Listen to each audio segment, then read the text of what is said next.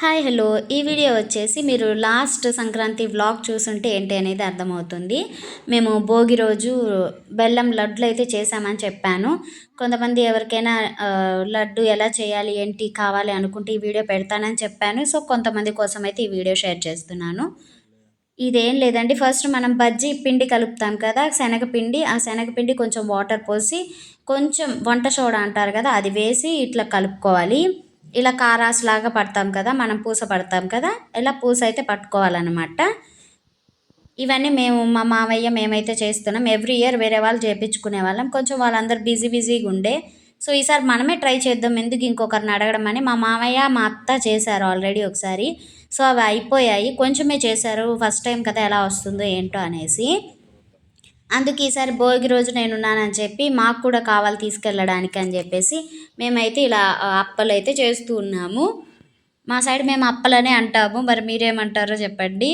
అట్లనే మేమైతే ఇదిగోండి పూస కూడా పట్టేసి అయిపోయింది. నెక్స్ట్ బెల్లం పాకం అయితే రెడీ చేస్తూ ఉన్నాము.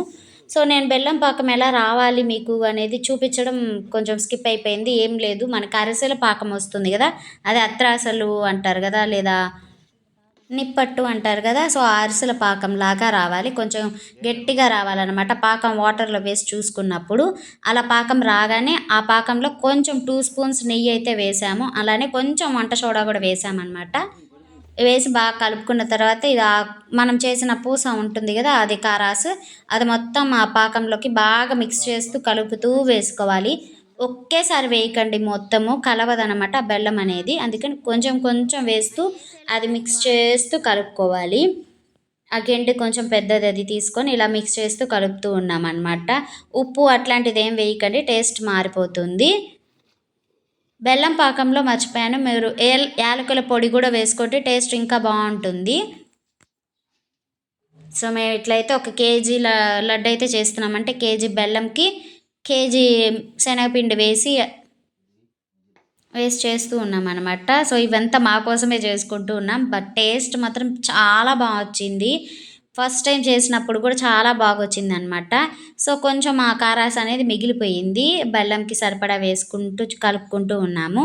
మేము ఎవ్రీ టైం ఏంటంటే లడ్డూలాగా చేసుకునే వాళ్ళం. లడ్డూలా చేస్తే కొంచెం గట్టిగా ఉంటాయి కదా అవి బెల్లం పాకంతో, కాబట్టి అందుకని మేము ఏంటంటే ఈసారి వేరేలా చేస్తూ ఉన్నాం అనమాట, పీసెస్లా కట్ చేసుకుందాము అనేసి. చూసారా పాకంలోకి ఎలా కలుపుతూ ఉన్నారు, మా మావయ్య కలుపుతున్నారు, మా వల్ల కాదు అది మొత్తం నీట్గా మిక్స్ చేయాలంటే, అందుకే మా మామయ్య కలుపుతూ ఉన్నారనమాట. చూడండి బెల్లం అంతా కలవాలి, కింద నుంచి పైకి మొత్తం బాగా కలుపుతూ ఉండాలి. అంతా కలిపిన తర్వాత మీరు ఏ ప్లేట్లోకి సర్వ్ చేయాలనుకుంటున్నారో ఆ ప్లేట్లో ఫస్ట్ మనం నెయ్యి రాసుకోవాలన్నమాట. ఆ ప్లేట్ చుట్టూ మొత్తం అంతా నీట్గా నెయ్యి రాసేసుకొని అప్పుడు మనం ఈ కలుపుకున్న మిశ్రమాన్ని మొత్తం ఆ ప్లేట్లో అయితే సర్వ్ చేసుకోవాలి. ఎందుకంటే మేము పీసెస్లా కట్ చేసి తిందామని అనుకున్నాం, అంటే లడ్డూలాగా కాకుండా.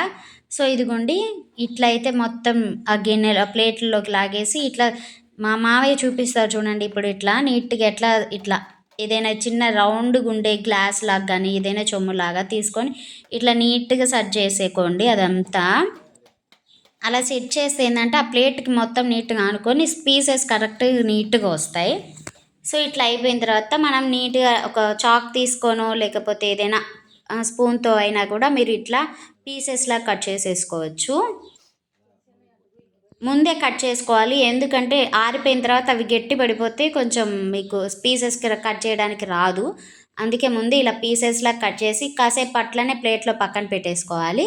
అవి కొంచెం నీట్గా పీసెస్లా గట్టిగా అయిపోతాయి. ఇంతేనండి, బెల్లంతో చేసే మనం శనగపిండితో చేసే లడ్డూలు అనమాట. ఈ వీడియో మీకు నచ్చిందని అనుకుంటున్నాను. నచ్చితే లైక్ చేయండి, అలానే షేర్ చేయండి, సబ్స్క్రైబ్ చేసుకోవడం మర్చిపోకండి. Thanks for watching, love you all, bye bye.